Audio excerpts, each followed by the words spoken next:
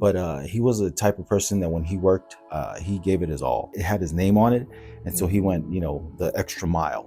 And I always remember him telling me, "Go, son, any job you do, you have to always go the extra mile." My long-term vision is to have the ability to make dental implants more accessible. We can bring on younger generations to expose them, because when you hear about medicine here in the States, most people they tell you, oh, like my mom said, hey, become a doctor, use this medical doctor.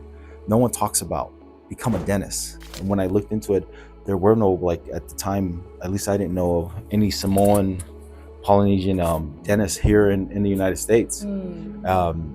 But besides that fact, I mean, I wanted to do something that I can give back to my own family, right? Yeah, I wasn't looking at the whole, okay, I'm gonna save save it. I just want to do something that way. If I can just do the work for my family, then I was happy, right? And then in my community, because I grew up in a Samoan ward, right? And so that was the goal, right? When I found that out, oh, this can be this is a good profession. Yep. It's needed, and then I can make an impact.